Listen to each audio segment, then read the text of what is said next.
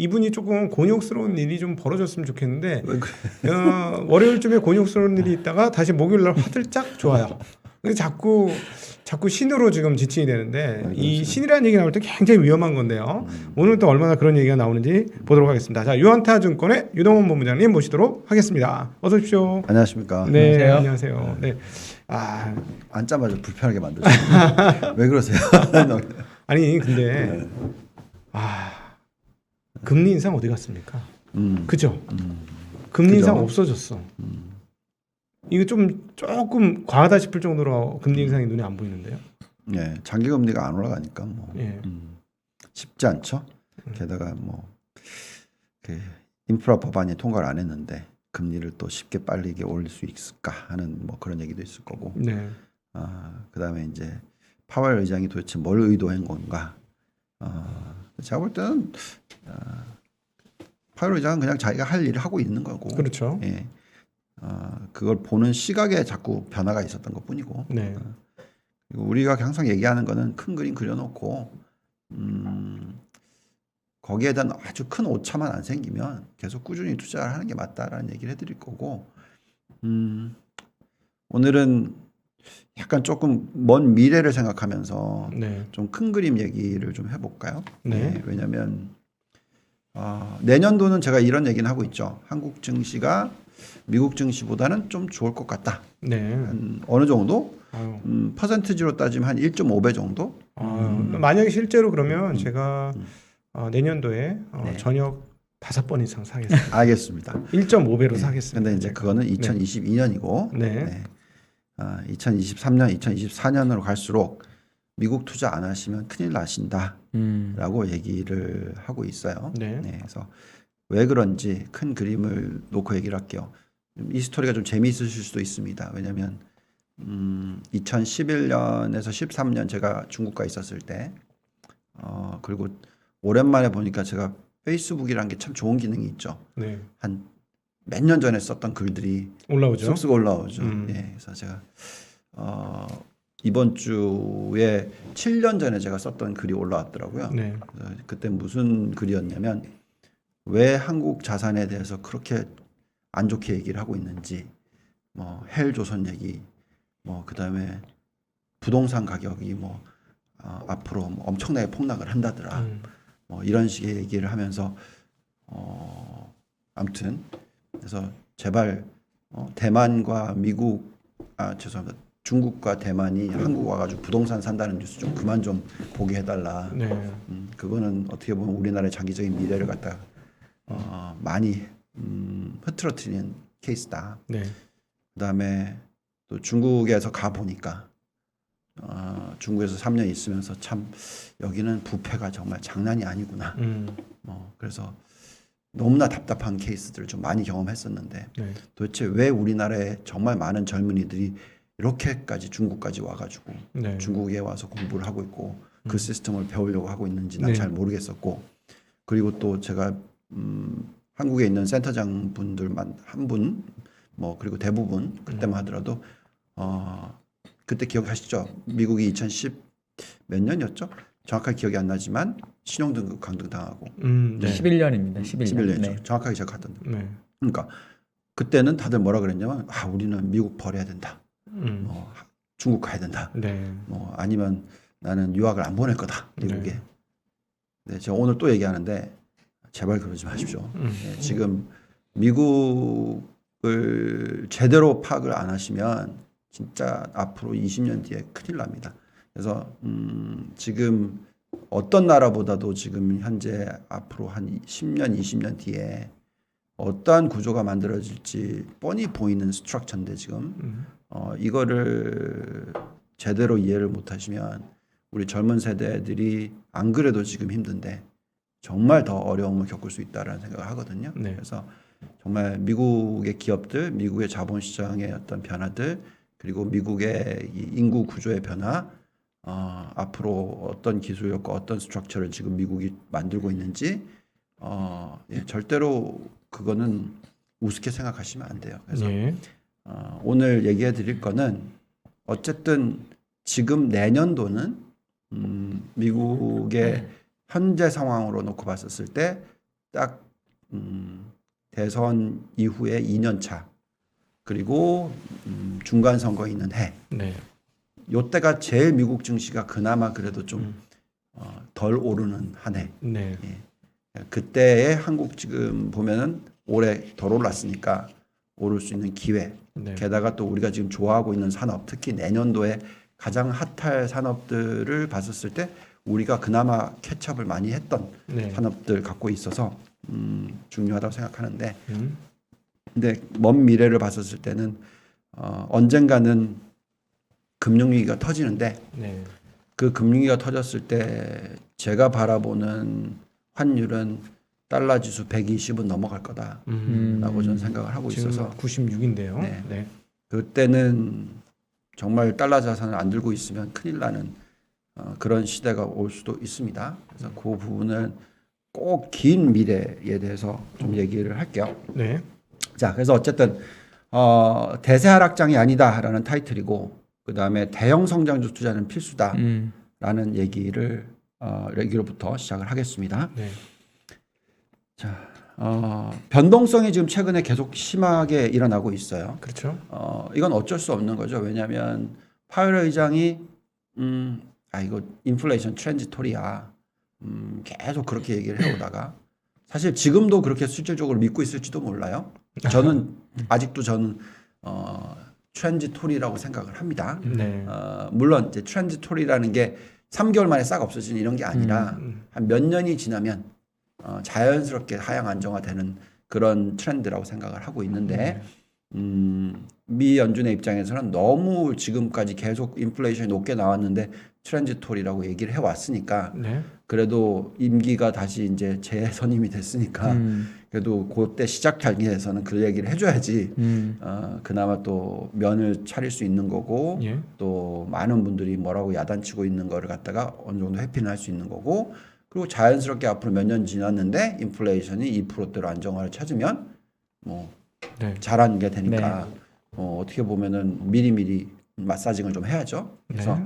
근데 어쨌든 그 얘기가 나왔기 때문에 여태까지의 스탠스는 계속 천천히 금리를 올릴 거고 뭐 지금 현재는 디플레이션 압력도 있는 거고 뭐 등등 했었는데 완전히 반대로 가버리니까 그죠? 그러니까 당연히 시장을 들여다보는 사람들의 입장에서는 이거 어떻게 해야 되는 거지? 트랜지토리가 아닌가 보네. 인플레이션이 너무 높으니까 우리 지금 스태그플레이션 시대네. 그러면 주식 팔아야 되나? 뭐 이런 식의 그다음에 뭐 주식 비중이 역대 최고치네. 뭐 이러면서 자꾸 갖다 붙이면서 변동성이 일어나는 거죠. 근데 제가 볼 때는 워낙 지금 아까 장기적인 그림 얘기했잖아요. 네. 워낙 근데 기업 실적이 나오면 나올수록 미국의 펀더멘탈은 튼튼하다는 게 자꾸 보여지니까 예. 그럼 또 올라가는 거고 이런 식이죠. 뭐 간단하게 얘기하면 왜 이번에 미국 시장이 또 다시 올라갔을까요? 뭐 크게 보면은 간단해요. 뭐 나이키 실적, 마이크론 실적. 네. 뭐 이게 나오니까 보니까 이렇게 좋아? 이렇게 되는 거죠. 그래서 결국은 계속 앞으로 실적은 서프라이즈. 네. 예, 미국은 그런 환경이 나올 거고 그다음에 이제 금리 부분이나 이런 인플레이션 관련된 부분에 있어서 이 유동성이 회수되는 부분에 대한 우려를 계속하게 되니까 그 변동성을 지금 야기를 하고 있습니다. 자, 그렇다면 그 변동성을 야기하는 부분에 있어서 어쨌든 스탠스가 바뀐 거는 정확하게 파악을 해야죠. 그렇죠. 예, 그래서 정확하게 인식을 하고 이게 어느 정도의 리스크인지 어느 정도의 영향을 미칠지를 항상 생각을 해야 됩니다. 원래 우리가 계속 얘기했던 부분은 인플레이션에 상관없이 네. 이 금리를 올리는 속도는 최대한 늦춰서 할 거다라는 얘기를 했었죠. 네. 그래서 2022년에는 거의 올릴 확률이 없을 거다 아니면 2023년 상반기가 돼야지 올릴 거다 뭐 이런 식의 얘기를 해드렸었고 파웰 의장도 그런 식으로 동의하는 것처럼 행동해 오다가 갑자기 이제 어쨌든 4, 4분기 어느 정도 시점에 들어와서 반대가 돼버렸죠. 그래서 어쨌든 FOMC 미팅 12월 달 미팅을 했었을 때의 결론은 내년도에 3번, 내후년도에 3번, 그다음에 2024년도에 2번. 자, 그러면은 이 금리가 이 정도까지 올라갈 거고 장기적인 큰 그림으로는 2.5%다. 예. 근데 이제 많은 분들이 이게 옛날에는 안 그랬는데 이래? 그러니까 우리 창을 팔아야 되나 이렇게 생각을 하시겠으나 2.5%의 금리라는 것이 장기적인 그림이라고 얘기를 하는 것이 절대로 높은 금리가 아닙니다. 그렇죠. 예. 내려오기 전에 저 정도였으니까. 절대로 높은 금리가 아니고 네. 그 금리에 도달할 때까지는 시장이 충분히 상승을 할 수 있는 힘이 있다라는 부분을 얘기를 하겠고요. 자, 그렇다면 지금 테이퍼링 속도, 이제 금리 인상 속도, 이거는 이제 다 이제 우리 아는 내용이에요, 그죠? 자, 그렇다면 우리가 지금 현재 시점에서 어떤 부분들을 들여다봐야 되는지, 네. 저는 계속 얘기하고 있는 게 지금 현재 타이밍에서 제가 느끼는 거는 둘 중에 하나가 될 것 같다. 하나는 만약에 정말 좀 이 닷컴 버블이 일어났었을 때 시기하고 비슷한 흐름으로 가버리면 예. 앞으로 2년 동안의 엄청난 붐, 네. 마지막 화려한 불꽃, 그 다음에 폭락장, 네. 이 시나리오로 가던가, 그거는 사실 어떠한 정부들도 원하지 않겠죠. 그렇죠. 예. 그게 아니라 그러면 앞으로 3년, 4년 동안 천천히라고 해도 뭐 과거 미국의 평균, 네. 그러니까 연 한 10%. 10%대 중반, 네. 최근 10년. 그러니까 그래서 뭐 많이 보면 20%. 그러니까 이런 시장이 앞으로 3년. 그러니까 이런 식으로 올라가다가 4년 차 됐었을 때 어떻게 될지를 좀 지켜봐야 되는 그런 시나리오 둘 중에 하나가 나올 거다라고 얘기를 하고 있습니다. 네. 자, 그럼 우선은 이제 이 빅스 지수를 놓고 간단하게 또 우선을 얘기를 하면 빅스 지수가 많이 치솟긴 했었죠. 그래서 지금 20일까지 올라와 있습니다. 그죠? 그 지난번에 근데 그 자료 되게 재밌었어요. 그 하루에 40% 이상 빅스 지수가 움직이고 나서 네. 일주일 뒤 한 달 뒤에 주가 지수 흐름을 보면 대체적으로 그쵸. 올랐더라. 그쵸. 네. 근데 일부의 사람들이 얘기를 할 때가 보통 뭐 빅스 지수가 이렇게 한번 치고 오르면 나중에 큰 물줄기가 한 번 더 온다. 뭐 이런 식으로 얘기를 해요. 네. 근데 저는 그거는 제가 볼 때 중요한 게 아닌 것 같고, 네. 현재 이렇게까지 빅스가 올라섰다라는 이유가 결국은 금리 인상 부분인데, 이제 더 이상 이제 그 금리 인상 부분이 여기서보다 더 빨라질 것 같아지진 않거든요. 제가 볼 네. 때. 네. 그렇다면 그게 서프라이즈가 더 이상 아니죠. 그러면 빅스는 과거에 최근에 올라왔던 것보다 더 위로 치고 올라갈 가능성은 상당히 낮아진다. 네. 그 정도가 되려면은 코로나19 사태 같은 아니면 시스테믹 리스크라고 해서 체계적 붕괴 가능성. 네. 뭐 우리가 얘기하는 뭐 예를 들어서 중국 뭐 지금 얘기 나왔던 헝다 사태 때문에 중국이 망한다더라 뭐 이런 식의 뭐 이런 뭔가 있으면 모르겠으나 네. 제가 볼 땐 그런 현상이 나타날 가능성은 굉장히 낮기 때문에 당분간 그런 건 없을 것 같다는 얘기를 하고 있고요. 자, 그래서 이제 우선은 한번 비교하는 게 뭐냐면 과거에 그 닷컴 버블이 일어났었을 때 왜 그게 그렇게 됐는지 네. 그리고 그때하고 비슷하게 보면 어떤 식으로 우리가 추세를 볼 수가 있는지를 좀 생각을 해보시죠. 닷컴 버블이 일어나기 전에 어떤 조짐이 있었냐면 이렇게 보시면 97년도에 미 연준이 금리를 한번 올려요, 그죠? 그러니까 왜냐하면 경기가 좋았기 때문에 그렇습니다. 근데 이제 올려놨는데 아시아 금융위기가 와버렸어요. 그렇죠. 그러니까 안 되겠네. 3번 내렸어요. 사실 근데 저 때 미국 경기가 나쁘진 않았던 거죠. 안 왔죠.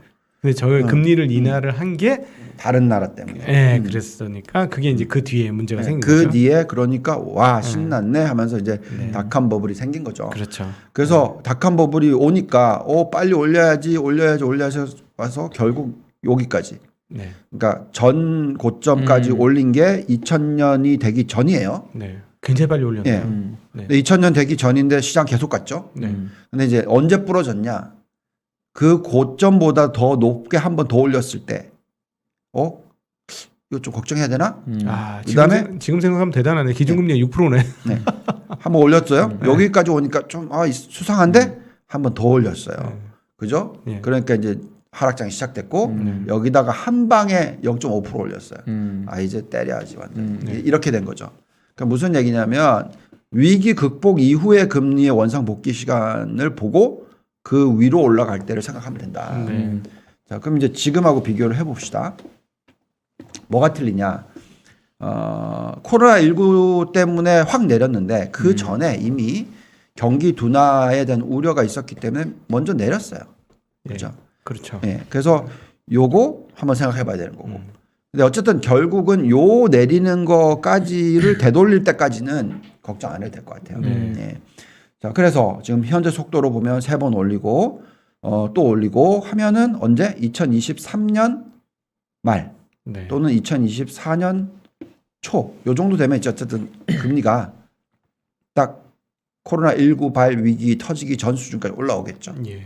자, 그다음에 여기서 한 번 더 올리게 되는 시기가 2024년에 올 텐데 2024년 요거 올리면 아까 그것처럼 이렇게 하락장을 시작할까? 네. 근데 사실 생각해 보면 여기까지 올려야 될 것 같아요, 제가 볼 때는. 그 정도로 걱정하려면 게다가 금리가 훨씬 낮은 수준이고. 그렇죠. 예, 그래서 결국은 2.25, 2.5 요때 갔었을 때가 피크 아닐까. 예. 예. 그러면 언제냐? 2024년 하반기, 2025년 상반기에 하락장이 시작되지 않을까라는 거고요. 그럼 여기서부터 여기 구간에 얼마나 더 오를 수 있느냐를 생각을 해야 되는 거죠. 예. 자, 그 다음에 많은 분들이 이런 얘기를 합니다. 시장을 굉장히 안 좋게 말씀을 하시는 분들 대부분 갖고 들고 나오는 게 장단기 금리 차가 하락한다. 네. 이게 나쁜 모습이다. 맞죠? 나쁜 모습이에요. 왜 나쁘냐? 장기 금리는 빠지는데 단기 금리는 올라간다. 그럼 무슨 얘기냐? 경제 성장률은 둔화되는데 인플레이션 때문에 금리는 올려야 된다. 뭐 이런 얘기를 하면서 시장은 큰 폭의 하락을 가지고 올 수 있다. 네. 그죠? 말 맞는 말이죠. 네. 근데 제가 전에도 말씀을 드렸습니다만 사실 그 구간이 어떻게 보면 항상 거품을 만드는 구간이에요. 그래서 1% 미만의 장단기 금리차 10년 마이너스 2년 그리고 0.2%까지 내려갈 때까지 이때 가장 거품이 많이 생겨요. 그래서 여기도 마찬가지지만 장단기 금리차가 10년 마이너스 2년을 했었을 때 여기 딱 보면 1% 밑으로 내려왔었잖아요. 내려오다가 이제 살짝 경기가 좋은 것 같으니까 올라갔다가 다시 쭉 내려왔어요. 이게 2016년부터 18년입니다. 여기가 무슨 사이클이죠? 금리 올리는 시기죠. 네. 그러니까 결국 장단기 금리차가 떨어졌어요. 금리 올리면서. 근데 왜 나스닥 어떻게 됐어요? 그때 93% 올랐어요. 몇 년 동안 1년, 2년, 3년도 안 돼. 네. 2년 반 만에 93% 올랐어요. 그러니까 그러면 말이 안 맞잖아요. 지금 네. 앞뒤가 안 맞잖아요. 그리고 나서 이제 걱정을 하니까 여기서 더 빠질 것 같고 여기서 한번 부러졌어요. 여기 요 사이에. 근데 부러지고 나서도 장단기 금리차 연결될 때까지 또 올라요. 57%. 그래서 결국 무슨 얘기냐면 장단기 금리차가 축소가 돼가지고 마이너스 되기 전까지는 오히려 성장주 나스닥의 매력도가 좋아 보여요. 왜? 네. 성장은 떨어지고 있는데 얘네들은 성장을 보여주거든. 네. 그죠? 낮은 금리 시대라는 것을 자꾸 인식하게 되니까. 네. 그래서 지금 0.75까지 떨어졌고 1% 미만에 내려와 있고 네. 이게 살짝 올라가든 내려가든 하는데 어쨌든 이게 천천히 내려가는 추세가 나올 경우에 오히려 성장주들이 또 다시 한번 각광을 받는 시대가 또 올 수 있단 말이죠. 그래서 그 부분을 생각하셔야 될 것 같고요. 이걸 또 옛날로 더 돌리면 똑같은 얘기죠. 닷컴 버블 때 94년도에도 이렇게 훅 여기서 1% 딱 여기 1%입니다. 그죠? 그래서 싹 내려온 게 12월 달, 11월 달. 그죠? 0.2까지 내려왔다가 다시 올라가고 1% 미만 요 시대에 제일 많이 올라요. 네. 그다음에 한번 찍었다가 또 올렸다가 내려왔을 때 또 요 때가 또 정말 많이 오르는 거죠. 이게 닷컴 버블이죠. 네. 그리고 완전히 마이너스 가면 이때가 완전히 이제 엉망진창이 되는 거죠. 이제 닷컴 버블 붕괴. 예. 네. 전에도 말씀을 드렸습니다만 은행권이 어떤 액션을 취하느냐 마이너스 가면은 대출 안 해준다. 되게 중요한 포인트입니다. 이거 저 같으면 옛날 제가 스승님들 찾아다녔을 때 이런 정도 얘기했으면 밥 사는 얘기예요. 그것도 아주 근사한 밥을. 굉장히 중요한 얘기 지금 하신 겁니다. 네. 꼭 그래서- 기억하세요. 그래서 지금은 딱 보면 거품을 전 자꾸 걱정을 하고 있지. 네. 왜냐하면 대출 증가율이 딱 요 수준일 때는 장단기 금리차가 0.5%에서 요 수준일 때는 대출 증가율이 늘어요. 오히려 그 Q를 늘려야 되니까. 그러니까 대출 양을 늘려야 이익이 보존되니까 은행들이. 네. 그러면서 거품이 나오고 네. 그게 나중에 붕괴와 연결이 되고 네. 이런 시나리오가 나온단 말이죠. 그래서 점점 더 저는 그 걱정을 하고 있는 거고. 네. 그래서 아까 이 94년도 요때 요 구간에 나스닥이 57.8% 올랐어요. 네. 그리고 아까 전 사이클 보여서 이건 93%나 올랐어요. 얘가 다 똑같아요. 그 다음에 요때 아까 다시 살짝 올라갔다가 내려왔다가 거의 뭐 0%까지 좁혀졌다가 다시 올라가는 요 구간이 닷컴 버블인데 이때는 그냥 거의 미쳐버렸죠 시장이. 예. 그러니까 이걸 보고 있으면 자꾸 대세 하락장 얘기를 지금 하고 있으면 네. 나중에 완전히 엇박자 나고 스텝 꼬이고 다 올라갔을 때 들어가고 예. 그러니까 그걸 하면 안 된다는 거죠. 제가 옛날에 해봤으니까. 근데 보통은 이렇게 비관론이 있을 때는 좀 마음 편하게 가도 되고 모두가 긍정할 때 그러니까. 진짜 조심해야 되더라고요. 네. 그러니까 네. 비관론이 나올 때 어떻게 해야 되냐면 저도 비관론을 펴고 사실 98년에 금융위기, IMF 위기, 그다음에 2007, 8년에 금융위기 터졌을 때도 우리가 들여다보면서 이제 경기 사이클을 보고 얘기를 하잖아요. 근데 모든 부분이 꺾였던 게 2006년이란 말이죠. 네, 실제로. 예, 실제로. 그렇지만 2007년, 2008년까지 갔었던 네. 거고 마찬가지로 꺾이기 시작했던 게 이 97년 이후에 미국의 기업들의 ROE는 꺾였단 말이죠. 네. 근데 2000년까지 갔던 거고. 네. 그래서 지금은 제가 볼 때는 아직 안 꺾였어. 네. 너무 빨리 얘기하면은 이게 스텝이 완전히 꼬이고요. 정말 힘들어져요. 원래 마지막 파이널이 제일 무섭게 올라가잖아요. 예, 그래서 마지막 파이널 여기서 예를 들어서 아직 뭐 모르지만 예를 들자면 파이널 전에 주식을 팔아서 현금을 많이 보유하고 있으면은 꼭 마지막 불기둥에 따라 들어갔다가 다시는 큰일 회복하지 난다. 못하는 큰 일을 당하는 경우들이 많죠. 이제 이 얘기를 하는 거는 왜 그러냐면 우리가 이제 전에도 정말 여러 번 제가 이 얘기를 해드리고 있습니다. 시장을 재매수할 때는 하락장에서 다시 들어가야 될 때는 제가 옛날에 모 금융그룹 회장님이랑 이 미팅을 하면서 그때 이제 미국계 은행, 미국이 엉망진창이었었을 때 미국계의 조그마한 중소은행을 갖다가 인수를 하고 싶다. 그래서 그 얘기를 하면서 이제 제가 어떻게 그걸 갖다가 시도를 해야 되는지를 말씀을 드렸었을 때 자기는 미리 들어가도 괜찮다라고 얘기를 하셨어요. 그래서 저는 절대로 그렇게 하시면 안 된다. 네. 왜냐하면 금융주에 들어간 타이밍을 보시면 이제 하락장이 있으면 쭉 빠지잖아요. 그러니까 빠지는 과정에서 들어가 버리면 이게 바닥을 모를 때 들어가는 거거든요. 그렇죠. 그러면 그때 들어가면은 내가 예를 들어서 1조를 썼는데 그게 모자라. 그러면 돈을 더 집어넣어야 되는데 없으면 네. 그건 이제 끝장이거든요. 네. 그럼 망해요. 네. 근데 그 실수를 하지 말아야 된다. 네. 그래서 빠질 때는 가만히 있다가 바닥을 찍고 다시 올라가기 시작했었을 때 네. 적정 가치 대비해서 더 낮은 금액에서 네. 그때부터 사기 시작해서 더 높은 금액 올라가면 더 집어넣어야 된다. 네. 그게 이제 사실 바닥을 잡고 앞으로 수익을 올리는 방법의 가장 좋은 방법이고요. 네. 근데 그거를 뒤집으면 네. 매번 얘기하지만 반대로 올라갈 때는 파는 게 아니다. 네. 계속 올라갈 때 타고 갈 때 같이 올라가야 되는 거고 꼭지를 찍고 내려오기 시작했었을 때 적정 가치보다도 훨씬 많이 올라갔기 때문에 거기서 내려오기 시작했었을 때 적정 가치를 그 밑으로 내려올 때까지 팔고 거기서 이제 더 내려오기 시작하면 그 다 팔아야 된다는 거죠. 그러니까 반대인 거죠. 네. 그래서 지금 현재 시점이 어떤 거냐? 올라가고 있는 과정이거든요. 네. 여기서 던지고 그러면 물론 당연히 어깨부터 던지고 싶은 게 맞죠. 근데 왼쪽 어깨에서 던지지 말자는 얘기예요. 네.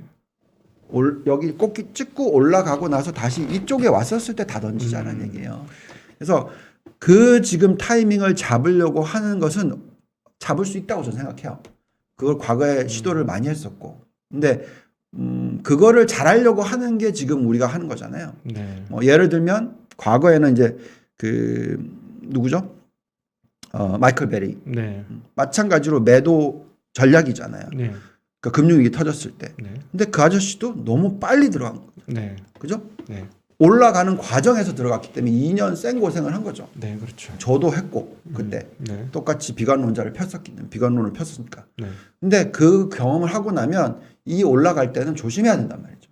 아무리 내가 맞다 하더라도 그 모멘텀을 쉽게 파악하기도 어렵고 다 확인하고 해도 네. 얼마든지 더 밑으로 내려가요. 예. 바닥이라고 생각하는데 지하실까지 내려간단 말이죠. 예. 근데 거기서 두 가지 문제가 있는 것 같습니다. 투자하는 사람으로서 저는 사실은 제 개인적인 입장을 우리 본부장님께 말씀드리면 6년 7년은 진짜 격차가 너무 왼쪽 어깨하고 머리하고 격차가 너무나 크니까 좀 문제가 심각하긴 했지만 네. 올라오는 어깨에서 팔아야 된다고 생각하는 게 떨어지는 어깨가 속도가 너무 빠르고 첫 번째 너무 빠르다는 게 문제. 붕괴가 되기 시작하면은 순식간에 가격이 많이 빠진다는 게 하나고 그다음에 일반인들은 못 팔아요. 손실 회피 때문에. 손실의 피리라는 두뇌 작용 때문에 그렇게 고점 찍고 떨어지면 고점 생각나서 못 팔더라는 거죠. 아니, 그러니까 네. 그건 개인 투자자들의 입장에서 그렇게 하는 거잖아요. 네. 그렇기 때문에 그걸 맡겨야 되는 부분이고 네. 저 이거 정확하게 경험했었어요. 2006년도에 제가 최후의 비관론자의 비관론을 폈다가 네. 그때 지수가 아무리 좋게 봐도 한 1450대 네. 그리고 계산해 보니까 M2 증가율 시가총액 계산했더니 이거 한 2000포인트 이상까지 올라갈 수 있겠네. 네. 근데 이제 2000포인트 찍고 내려왔어요. 네. 내려와가지고 어깨를 살짝 다시 만들기 시작했었을 때 네. 저는 내려오기 시작해서 이때 팔았거든요. 네. 매도를 했단 말이죠. 예. 그러니까 선물 매도를 하는 그 네. 전략을 폈단 말이죠. 저한테 돈을 맡겼던 고객이 네. 요거 내려왔었을 때 살짝 조금 더 올라갔어요. 그러니까 어깨를 만들 때 이렇게 만들잖아요. 그렇죠. 요 때에 마이너스가 나기 시작하니까 돈을 빼버린 거야. 그걸 못 참아서. 근데 그 다음에 확 떨어지잖아요. 제가 말씀드리는 거는 요때 이렇게 살짝 올라갈 때 얼마든지 팔 수 있는 기회 있어요. 네. 그때 얼마나 빠르게 떨어졌어요. 기억나시죠? 2008년도에. 네. 그러니까 근데도 그때도 코스피 보시면 1920 몇에서 1970 몇까지 이렇게 올라간 요 구간이 있어요. 네. 얼마든지 그거에 대해서 컨빈싱을 시킬 수 있어야 되는 거라는 네. 거죠. 네. 적어도 전문가라면. 네. 그래서 지금 현재 시점에서는 그 모습이 아니거든. 즉 코스피가 예를 들어서 3,300까지 갔어. 네. 지금 3,300에서 3,000이 깨져 내려왔어요. 네. 그리고 나서 살짝 올라가서 다시 떨어지는 요 구간이다 예. 라고 생각한다면 그때라도 팔아야 되는 거죠. 예. 근데 제가 지금 분석하기에는 네. 코스피뿐만 아니라 이걸 미국까지 연결시켜서 봤을 때 이 어깨가 아니라는 거죠. 올라가는 과정에서의 굴곡이라는. 지금? 예, 지금이. 네네. 그러니까 제가 말씀드리는 거는 이럴 때는 조심을 하는 것도 중요하지만 네. 너무 조심을 했다가는 말씀하신 대로 팔았다가 네. 다시 못 사는 경우가 생긴단 말이죠. 네. 제 고객분도 이번 주에 그런 경험을 하셨어요. 네. 올라갔다가 빠졌잖아요. 예. 장이. 근데 그 빠지는 속도가 좀 빠르니까 예. 그냥 판매를 수요일 날 때린 거야. 네. 근데 이제 선물이 보니까 막 올라가기 시작하니까 네. 그걸 취소하고 싶었어. 근데 이미 때렸으니까 안 되잖아요. 엎질러진 물인 네. 거죠. 네. 그래서 제가 뭐라 그랬냐면 어쩔 수 없다. 그럼 네. 이때는 이제 양도세 내야 되니까 내시고 그 내는 부분을 빼고 네. 나머지를 다시 들어가라. 네. 중요하다. 왜냐면 예. 아직 올라가는 추세니까. 네. 그래서 말씀하신 대로 이게 어려운 거는 사실이지만 네. 그 노력은 하셔야죠. 그리고 그 노력하기 싫으시면 그냥 미국 주식 같은 경우에는 그냥 장기로 들고 가세요. 네.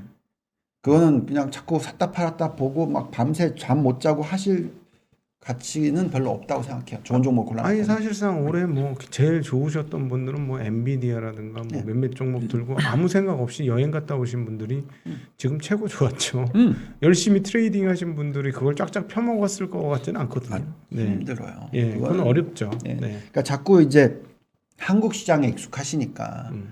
한국 시장에 익숙하신 분들이 대부분 다 모든 분들이 다 어쩔 수 없이 우리가 지금 그렇게 만들어 놓은 것이 사실이니까 너무 단타 위주고 너무 단기적으로 이렇게 샀다 팔았다 하고 모멘텀 투자하고 뭐 테마 위주로 가고 막 맨날 이러니까 네.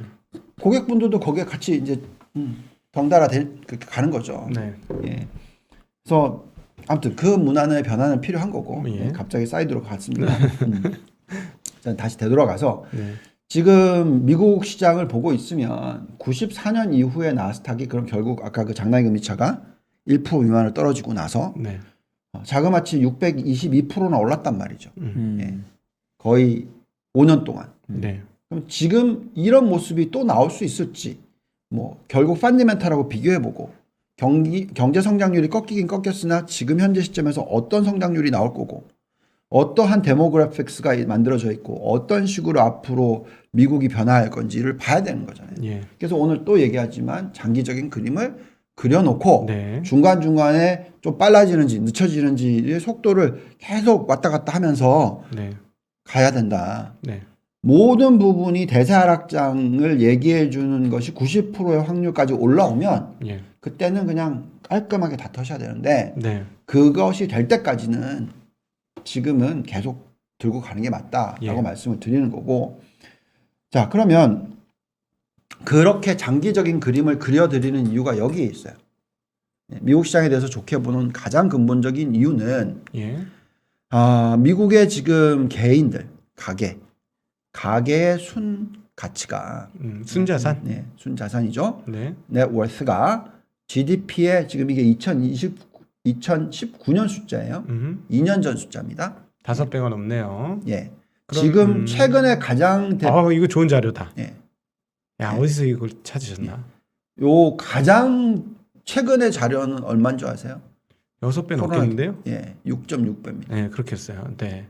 GDP의 660%예요. 네. 야. 그러니까 자, 그러면 그 소위 말하는 버핏 지수나 예, 이런 갖다 것들이 버려야죠. 잘 안 맞을 수 있다는 거지. 버핏 지수 얘기할 때는 옛날에 뭐 GDP 대비 한 서너 배 정도였으니까 그거보다 2배 늘었으니. 네. 그러니까 예. 지금 1.9배니까 그게 꼭지다. 네.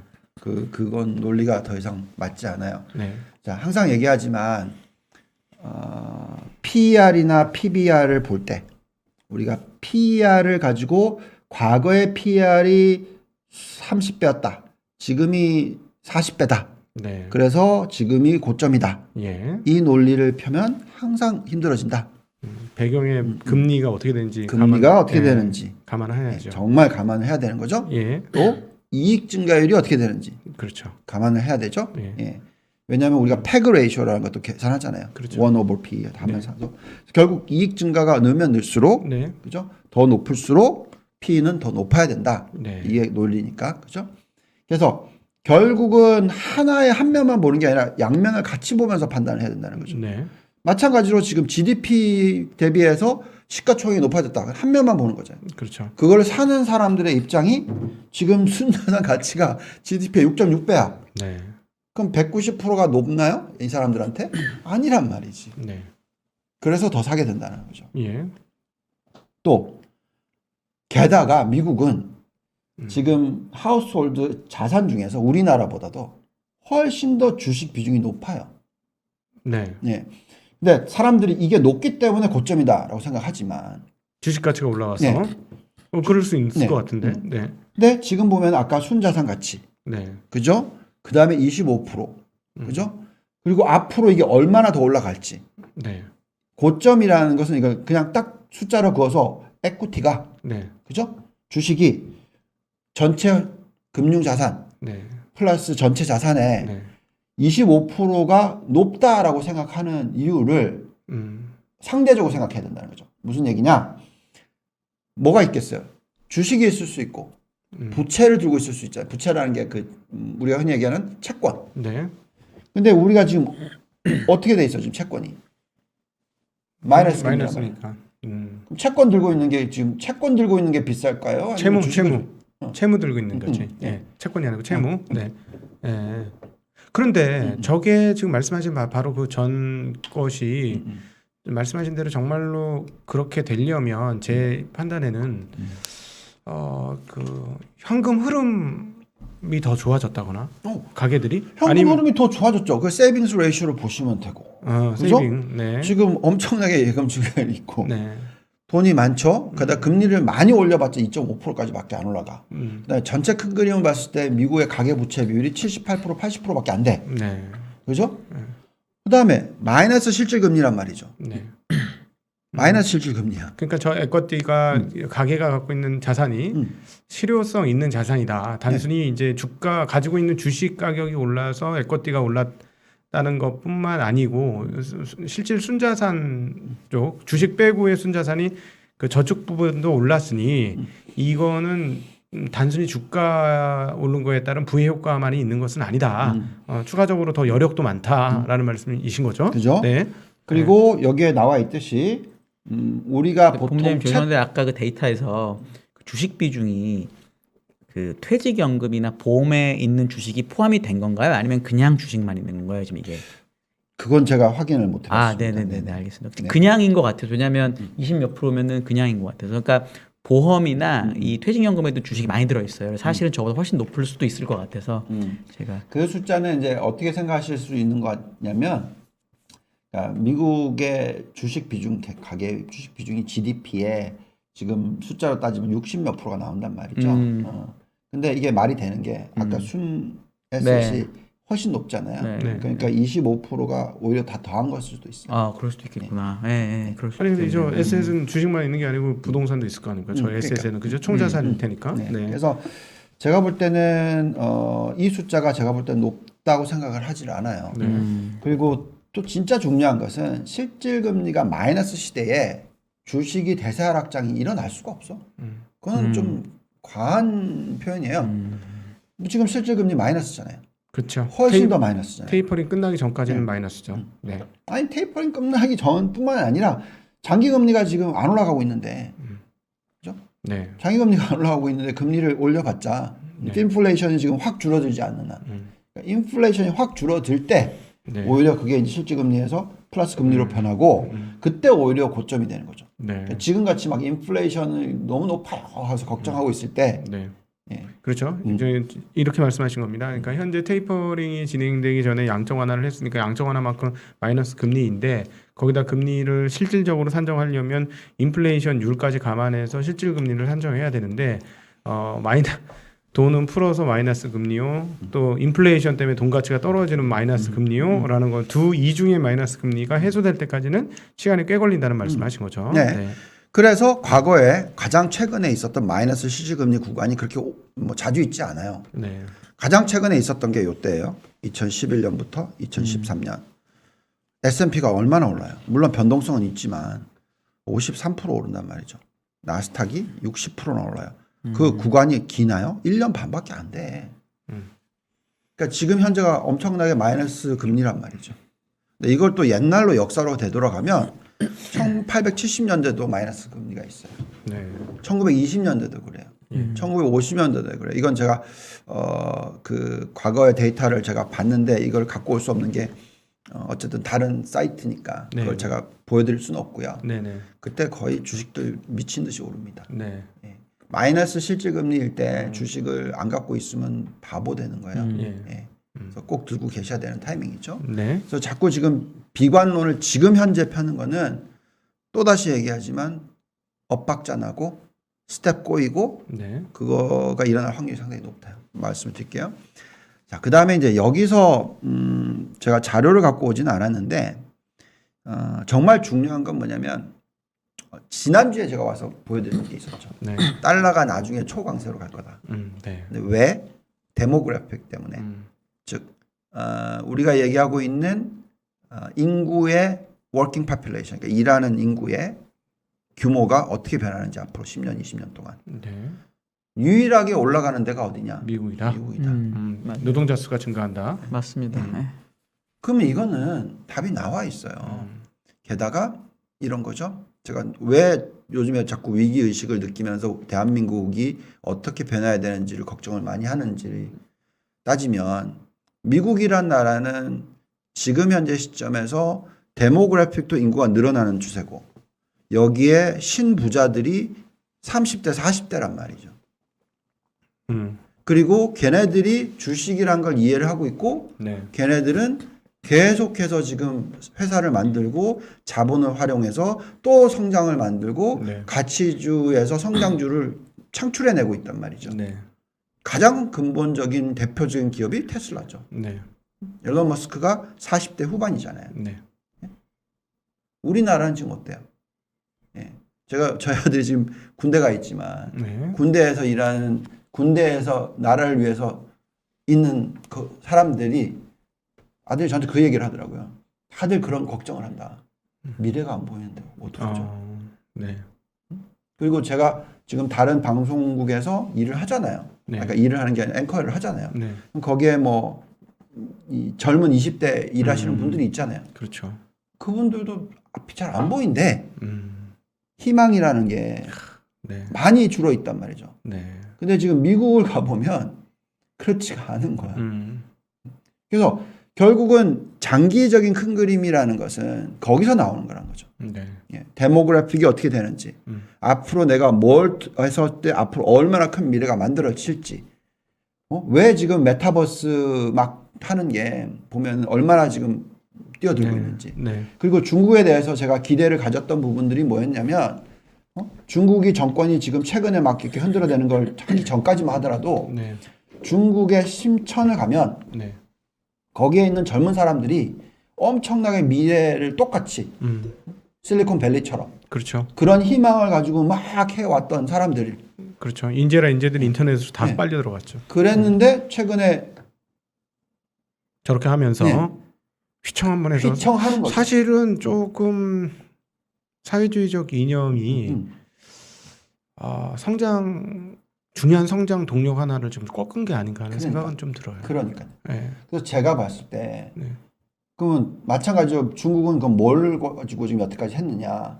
부동산 가격이잖아요. 그렇죠. 예. 순자산 가치를 높인 것 중에서 부동산으로서 많이 했단 말이죠. 그렇죠. 자본인 주식이 아니라. 그렇지. 네. 그러면 이게 어떻게 되냐면 올드마니가 되는 거예요. 우리나라도 그러네요. 안타깝네. 그게 왜 일본이 지금 몇십 년 동안 저렇게 됐어요. 그렇지. 부동산이란 말이에요. 그러니까 부채 위기가 오고 나서 당한 나라들은 회복을 못해. 그러니까 또 네. 말씀을 드리지만 우리는 깨어 있어야 되는 거예요. 네. 젊은 사람들에는 희망을 안 주면 안 돼.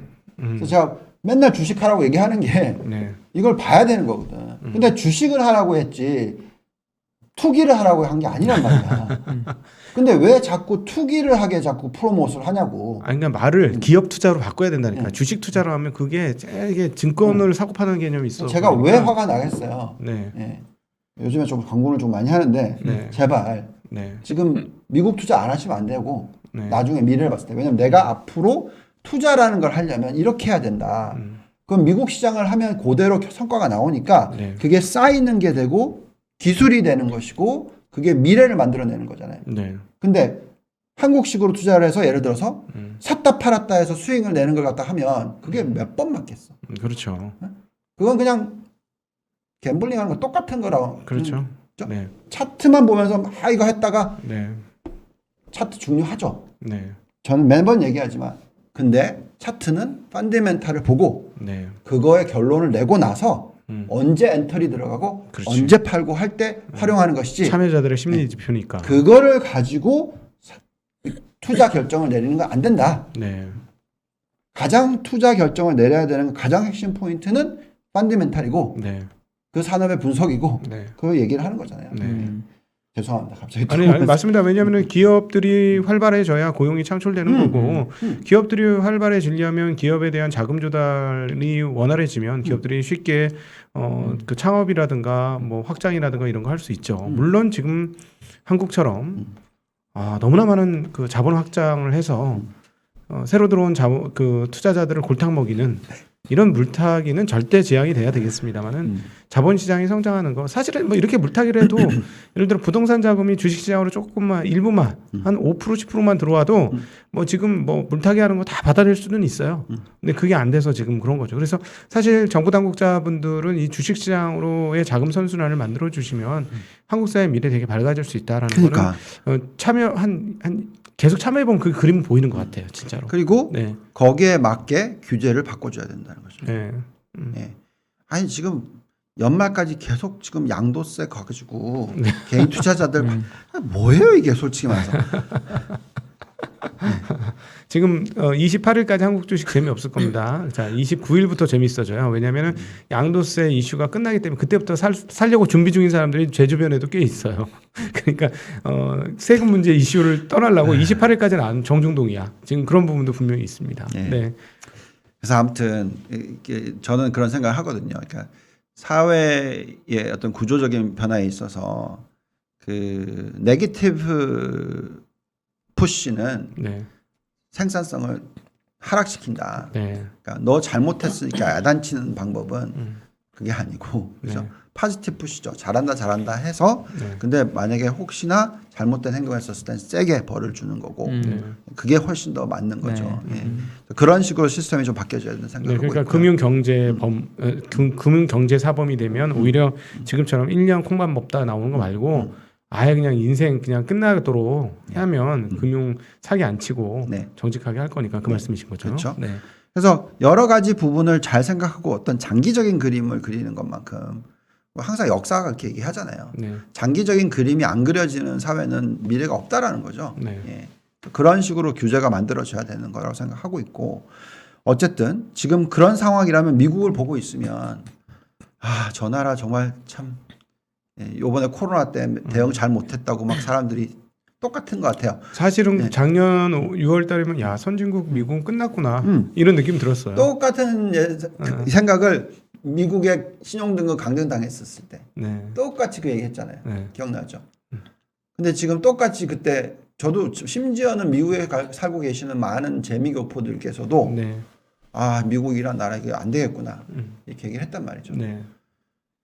근데 지금 코로나 가지고 돈을 버는 나라가 어디예요 지금? 네. 그렇지 미국의 제약업체들 파이자, 네. 네. 모데나 우리 지금 뭐 네. 그러니까 기업의 역동성은 정말 대단한 것 같습니다. 어떻게 미국이. 하겠어요? 네. 어떻게 할 거예요? 어차피 우리는 그쪽이 투자를 제일 많이 했고 자 그럼 이걸 똑같이 생각해 봅시다. 지금 메타버스 얘기 나오고 있고 그다음에 이제 반도체 산업의 재편 얘기하고 있고 네. 자 미국이 지금 어디에다 투자를 하고 있죠? 예, 다 생각해 보면 왜 그렇게 가겠어요? 네. 그리고 또 그 자본이 많은 회사들이 거기에 또 투자를 하고 있고 예. 그리고 그렇게 해서 수익이 났었을 때 또 주주한테 환호도 잘해줘. 네. 그럼 이걸 깨기가 도대체 무슨 힘이 있어서 우리가 그걸 깰 거예요? 네. 중국은 제가 볼 때는 이제는 안 돼. 갑자기 너무 많이 바꾸셨는데. 아니. 그러니까 안 된다라는 게 그 네. 부분에 있어서는 네. 그 산업에 있어서는 예. 그러니까 제가 말하는 반도체 뭐 네. 그다음에 이 전기차. 예. 전기차는 중국도 어느 정도 지금 쫓아가려고 아 하는데. 중국자는 물량이 워낙 많아가지고. 예. 네. 그다음에 그 바이오 산업. 이게 참 중국하고 미국이 어쨌든 그러니까 너무 이빨을 드러냈지 중국이 빨리 네. 좀 천천히 드러냈었을 텐데 도강량이 조금 더 했어야 네, 되는데. 네. 그래서 어쨌든 그래서 지금 현재 시점에서는 미국은 이번 기회로서 또 많이 나갔다라는 거죠. 네. 네. 그래서 다들 생각에 미국만 저렇게 밸류에이션 올라갈 수 있냐? 뭐 이렇게 자꾸 얘기를 하는데 네. 제가 볼 때는 이게 쉽게 그렇게 기미가 안 보입니다. 네. 네, 좀 어쨌든 갑자기 사이드로 자꾸 가고 있습니다. 네. 자, 요거는 이제 전에 보여드렸던 거고요. 장단기 미차 가치주 성장주. 어쨌든 지금 현재 시점에서는 어쨌든 제가 말씀드리고 있는 거는 성장주가 가치주보다 더 나아 보인다. 네. 물론 가치주도 사야 되는 타이밍이지만 네. 철저하게 구분을 하자면 네. 7대3 전략이 맞겠다. 그래서 특히 반도체, 바이오 헬스케어, 신재생 에너지 전기차 네. 이쪽은 어쨌든 뭐 앞으로도 계속 중요하게 될 거고 뭐 여기에 뭐 추가로 메타버스 전에도 보여드렸지만 뭐 메타버스를 집어넣을 수도 있는 거고 네. 근데 그 부분은 이제 실적이 받쳐주는지 안 받쳐주는지를 판단하기 어렵다는 부분이 있고 네. 결국은 죄송합니다. 이 대표적인 13개 기업들을 보고 있고 그 다음에 이제 참 이게 안타까운 부분인데 마이크론이 주가가 10% 튀었어요. 그렇죠. 예. 찹찹합니다. 네. 한국 투자하는 사람 입장에서는 근데 하이닉스는 2% 올랐습니다. 2% 올랐어요. 게다가 낸드 M&A까지 했는데 낸드 플래시까지 네. 먹었는데, 네. 좋아지겠죠. 네. 그러니까 그렇게 됐는데, 음. 근데 제가 잔존가치 모델을 돌려보잖아요. 네. 근데 안타깝게도 네. 단기적으로는 네. 즉 앞으로 1년 내지 2년으로 계산하면 마이크론이 훨씬 더 많이 올라요. 네. 그러니까 적정 가치가 네.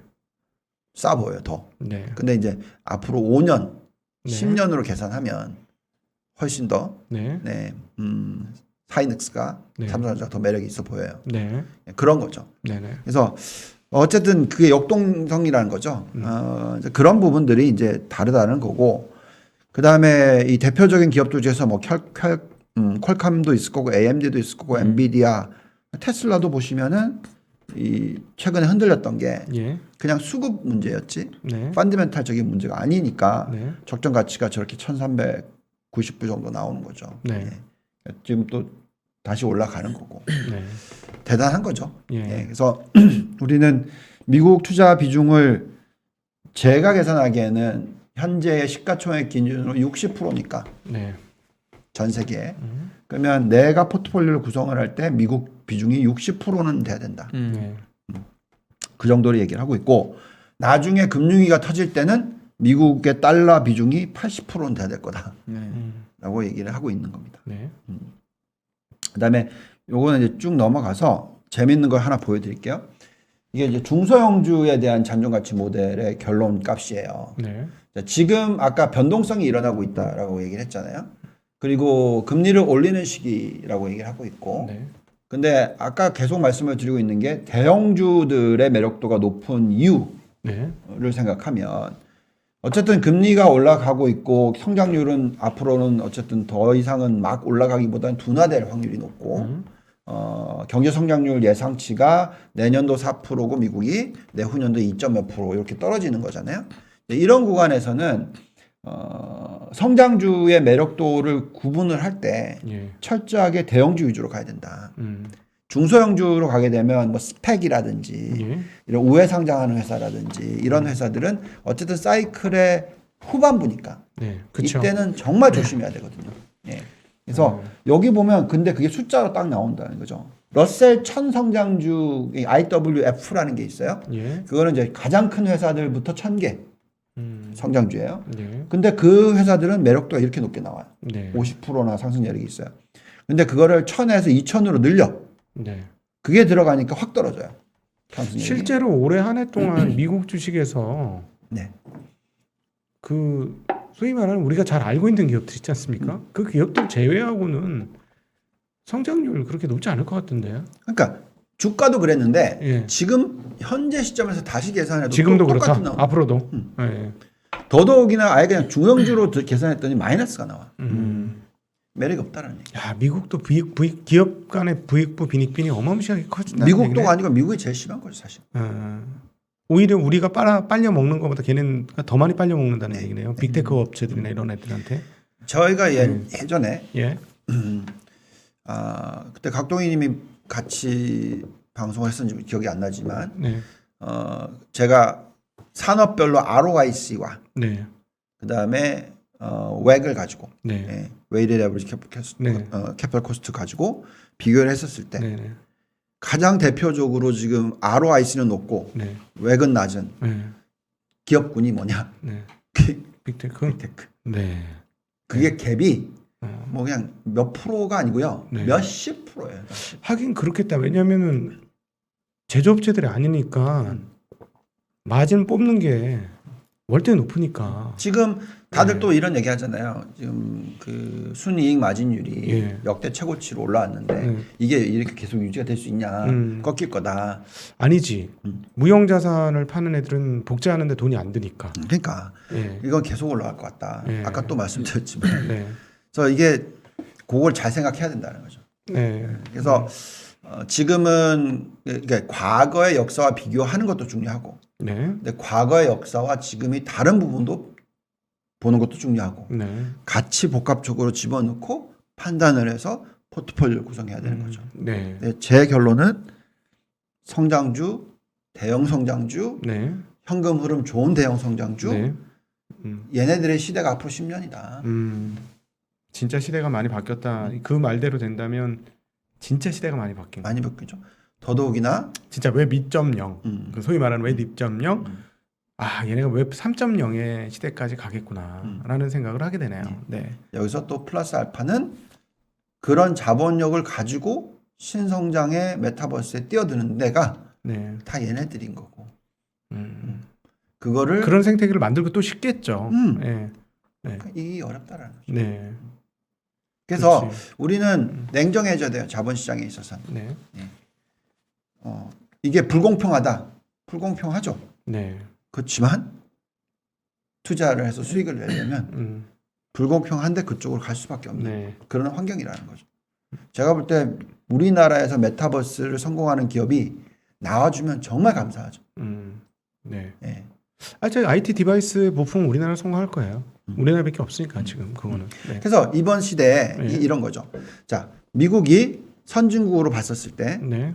미국과 유럽, 미국과 일본, 그죠? 요렇게 비교했었을 때 네. 당연히 지금 미국이 나중에 달러 가치가 네. 더 많이 좋아질 거다. 네. 자, 그러면 한국은 중국이랑 같이 있는데 지금 네. 왜 신흥국 MSCI 신흥국이니까. 그렇죠. 근데 이걸 빨리 선진국으로 넘겨. 네. 선진국으로 넘기는 순간에 어떻게 되냐? 우리나라와 일본과 유럽하고 비교하게 되면 그러니까 우리는 훨씬 좋아지죠. 아 우리가 어디 이탈리아 스페인하고 되겠습니까? 아, 그러니까. 아유, 게임도 안 되지. 내 말이. 우리가 훨씬 낫다는 얘기입니다. 그입니다. 그렇습니다. 그래서 그러면은 미국이랑 같이 가지. 네. 그러니까 이게 어떻게 되는 거냐면 나중에 달러가 초강세로 가요. 유로와 예는 깨져. 네. 원화는 안 깨져. 그렇지. 미국 종속 변수니까. 미국의 부품 조달 회사가 나라가 우리나라니까. 네. 얼마나 중요한지 여기 답이 나와 있는 거죠. 네. 앞으로 우리가 어떻게 가야 되는지. 네. 그러니까 삼성전자를 보고 있으면 야 역시 대단하다. 올바로 가는구나. 그렇죠. 네. 그죠? 그리고 그나마 또 중국은 신흥국 중에서도 네. 그래도 경쟁력이 있잖아요. 그렇죠. 그래서 수출하는 걸 보고 있으면 네. 그래도 버틸 힘이 있고 근데 이제 그쪽에서 배울 건 배워야 되는 거고 네. 너무 사회주의적인 거를 배우면 정말 제발 네. 그건 아닌 거고 네. 어쨌든 미국이 계속 공격할 거니까 네. 그래서 그거를 딱 보고 있으면 우리나라의 코스피가 레벨업 완전히 하고 네. 여기에 따라서 우리의 순자산 가치가 왕창 늘고 네. 이 과정에서 젊은 층이 미래가 만들어지고 네. 하려면 네. 지금 답이 나와 있잖아요. 네. 어떻게 해야 될지. 네. 오늘 우리 유동훈 본부장님이 아버지의 심정으로 오늘 방송을 하고 계신 것 같네요. 네. 아유, 그러니까 아들이랑 얘기를 좀, 그러니까 저희 뭐 아무튼 이번 지금 군대 가 있으니까 예, 예. 예, 예. 네. 그런 얘기를 들으니까 막 네. 아무튼 네. 네. 그렇더라고요. 예. 오케이. 네. 시간 별로 없으니까 네. 그래서 성장주에 투자를 할 때 있어서 이 두 부류가 있는데 성공을 하기에 가장 좋은 방법은 1번을 투자를 해야 된다. 2번이 아니라. 물론 2번을 골라낼 수 있는 힘이 있다면 네. 그리고 그 산업을 알고 있는 분이시라면 뭐 오케이. 예. 2번이라 하면 성장을 하는데 실적이 없는 기업. 네. 근데 그 매출 성장이 내년도나 내후년도에는 이익으로 넘어올 수 있는 회사는 투자를 해도 된다는 말씀이시겠죠. 네. 그러나 사실 저렇게 매출 두 자릿수 성장 쉽지 않은 건데. 네. 네. 그렇게 하고 있어요 지금. 네. 그러니까요. 그러니까 놀랍다는 거죠. 놀랍다라는 거죠. 그래서 지금 딱 제가 페이스북이 성장이 둔화되는 게 확실히 이번에 보였으니까 거기서 정체를 했다면 네. 저는 그거에 대한 셀을 불렀을 거예요. 근데 바로 사명 바꾸고 네. 바로 메타버스에 초점 맞추고 예. 지금 완전히 생태계를 만들려고 지금 작정을 하고 있으니까. 네. 오큘러스 2 가격 정말 싸게 40만 원인가 때에 128기가 지금 뿌리고 있어요. 네. 그러면 저 매출이 나오죠 나중에. 네. 그냥 미국 애들 참 무서운 게 무서워요. 기계에 그거 싸게 팔아가지고 나중에를 위해서 도모하기 위해서 그렇게 뿌려대는 제끼는 거 보니까 무섭더라고. 남는 거 없을 건데 한 40만 원에 팔면은. 네. 그래서 또 그 큰 미래를 생각하는 거겠죠. 네. 그래서 닷컴 버블이 붕괴됐었을 때도 기억하시겠지만 미국에 상당히 많은 기업들이 망했고 했지만 어쨌든 그 이후에 거의 다 가져간 게 미국인 거죠. 네. 네. 이번에도 거품이 붕괴되는 타이밍이 올 수 있겠으나 네. 그때 가장 자본력이 세고 현금 흐름이 좋은 애들이 또 자산을 싸게 사갈 수 있는 그런 환경이 될 수도 있다. 네. 네. 그래서 미국에 대해서는 지금은 뭐 언젠가는 뭐 어떻게 될지 모르겠으나 네. 제가 그리는 그림에 있어서 제가 판단하는 분석에 있어서는 앞으로 10년, 20년은 네. 미국 투자는 꼭 하셔야 될 수밖에 없다. 네. 네, 그렇게 보여지고요. 이게 이제 컨센서스로서의 이 다우와 S&P와 나스닥의 ROE예요. 이 ROE가 빠르게 꺾이는 모습이 나오면, 네. 그러니까 S&P가 지금 22에서 21, 21 이렇게 나오는데 이게 예를 들어서 22에서 20, 18, 16, 15, 네. 20, 10 이렇게 꺾이는 모습이 나오면 그때는 네. 다 던지셔야 돼요. 네. 네. 근데 지금 현재 시점에서는 그런 컨센서스가 나오고 있지는 않고요. 예. 물론 꺾일 수도 있습니다. 네. 계속 말씀을 드리지만 큰 그림은 그려놓고 그 그림 안에 맞는 여러 가지 크라이테리아가 있는데 그거를 미트를 못하면 충족을 못 시키면 네. 내 시각이 바뀌어야 돼요. 근데 지금은 그렇게 보이지는 않으니까 네. 어쨌든 이 현재의 ROE와 이 예상치를 가지고서는 지금 고점이라고 얘기하기에는 너무 빠르다. 네네. 네, 이렇게 말씀을 드리는 거고요. 네. 우리나라도 가지고 있는 유보율 가지고 주식 좀 사면 ROE 저렇게 높일 수 있는데. 네. 그렇게 되길 바라고요. 네. 네. 사주님들이 이 얘기를 좀 들으셨으면 좋겠네. 네. 예. 자, 그래서 이제 미국을 제가 돌려보는 식센스 모델을 돌려봤더니 아직까지는 미국에 대해서 부정적으로 볼 타이밍은 아니다라고 말씀을 드릴게요. 네. 근데 이제 아까 보여드렸던 요 잔존 가치 모델의 상승 여력으로서 계산을 했더니 지금 요 숫자인데 최근에 다시 돌려봤어요. 어떤 결과값이 나오냐면 S&P 500이 지금 금리가 좀 올라갔거든요. 그래서 다시 계산했더니 한 5,100포인트 나와요. 네. 예, 내년도. 예. 그래서 저희가 제시하고 있는 미국의 내년도의 상승 여력은 10%입니다. 네. 근데 요걸 똑같이 여기는 지금 없는데 코스피를 돌려보니까 예. 한 3,400에서 3,500 사이가 나와요. 네. 그러면 상승 여력이 15%에서 20% 정도로 지금 보고 있습니다. 예. 그러면 미국은 10%고 한국은 15%에서 20% 사이. 네. 근데 내년에는 미국은 양도세 있고 예. 한국은 없고. 예. 그러면 2배 차이가 나는 거죠. 그렇죠. 예. 네. 그렇다면은 세후 승률. 예, 그러면 내년도를 놓고 봤을 때 한국에 대해서 네. 이렇게 비관적으로 보실 필요가 없는 탑다운 숫자고요. 네. 바텀업으로 놓고 봤을 때 내년도에 네. 우리나라의 산업, 네. 특히 반도체, 또 뭐 자동차, 네. 조선, 네. LNG 뭐 다 봤었을 때 ROE가 좋게 나올 수 있다. 네. 그렇죠? 그렇다면 펀더멘털적으로 산업을 놓고 봤었을 때 제가 네. 미국에 투자를 하는 데 있어서 가장 내년도에 좋게 보고 있는 산업이 미국으로 놓고 봅니다. 네. 반도체, 예. IT, 아까 말씀드렸던 그 다음에 바이오 네. 예, 이렇게 보고 있으니까 예. 당연히 우리나라도 거기에 끼어 있죠. 예, 네. 예. 특히 뭐 진단 키트는 사라지진 않을 것 같은데. 그죠? 예. 물론 백신은 뭐 네. 어쩔 수 없고, 네. 예, 어쨌든 우리는 지네릭을 만들게 되는 케이스가 될 거고, 네. 치료약도 어쨌든 뭐 그렇게 될 거지만, 네. 뭐 잘하고 생산은 워낙 잘하니까 제조로서. 네. 네. 그래서 그렇게 보면 될 것 같고, 네. 결국은 바텀업으로 보던 탑다운으로 보던 내년도 한국은 좋아 보인다. 네. 그렇게 게다가 판단. 심리는 안 좋아요. 네. 그것도 좋은 뉴스죠. 네, 심리가 안 좋다는 거. 네. 그리고 이놈의 양도세 죄송합니다. 그거 어쨌든 뭐 일주일만 지나면 끝나고. 네. 적어도 내년 말까지는 좀 걱정 안 해도 돼요. 네. 예. 예. 그런 상황이다라고 말씀을 드릴게요. 아, 네. 오늘도 아주 열정적으로 아버지의 심정으로 우리 젊은이들을 향해서 뜨거운 그 용울음을 쏟아내신 유한타증권의 우리 유동원 본부장님께 다시 한번 감사드립니다. 감사합니다. 감사합니다.